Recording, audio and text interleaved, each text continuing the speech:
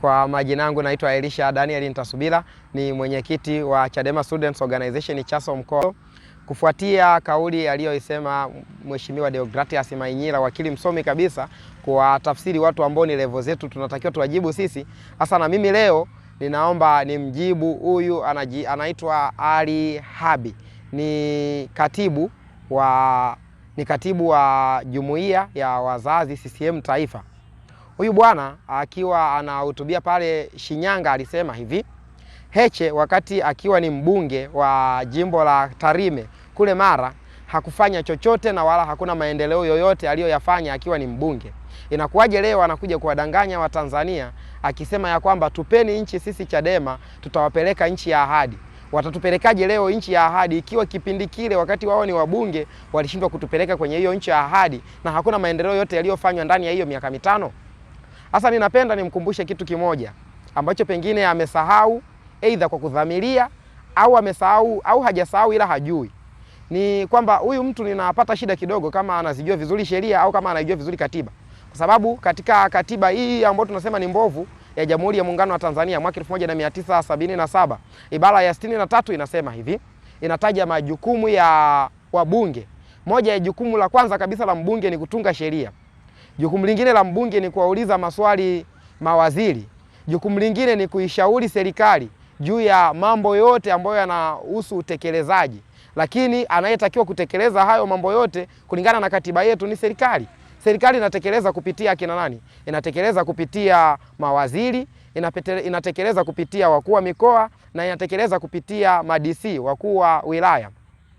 Sasa huyu jamaa alienda mbali zaidi, akasema kipindi hicho wakati Heche yeye ni mbunge, yeye alifanikiwa, alibahatika kuwa mkuu wa mkoa, na anataja kwamba hakuna maendeleo yoyote ambayo yalifanyika Tarime, Mara.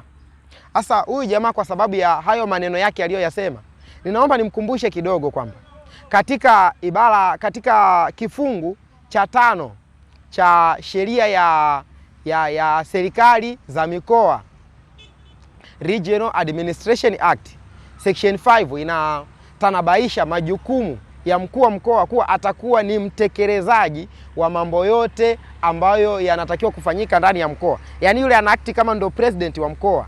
Maana yake mambo yote yanayotakiwa kutekelezwa ndani ya mkoa, yeye ndo anatakiwa atekeleze.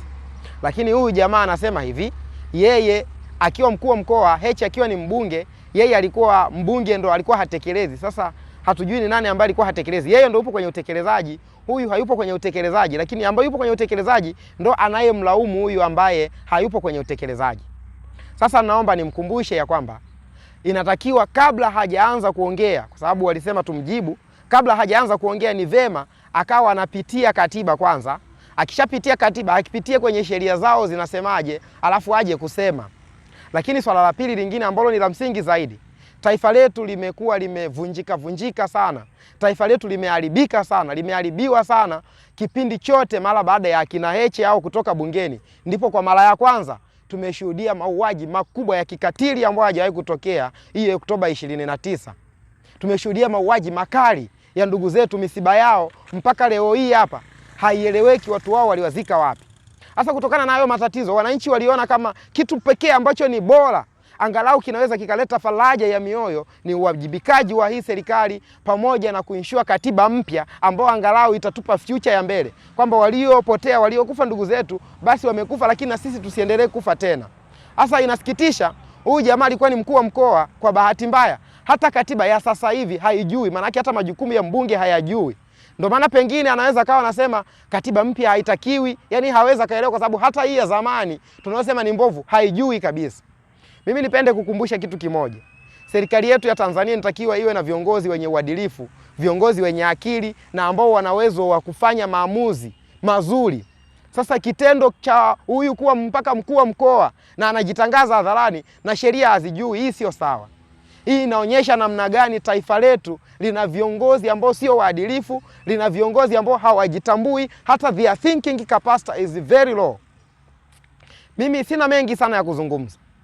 Ninapenda tu kwa sababu hawa ndugu zetu ambao wamesema tuwe tunawajibu sasa hivi, kama wataona kuna mambo mengine ambayo ili tusio tunajibizana sana, wawe angalau wanafanya research kidogo tu. Hata kama wao hawawezi wakafanya research, basi angalau wamuulize hata AI atawasaidia jamani. kuliko hawa wanakuja kuleta mambo ambayo hayaeleweki kabisa, yanatuvunja moyo. Yani yanaonekana kabisa kama serikali yetu haina uhalali wowote, na sio uhalali tu, pia hata utekelezaji haijui chochote.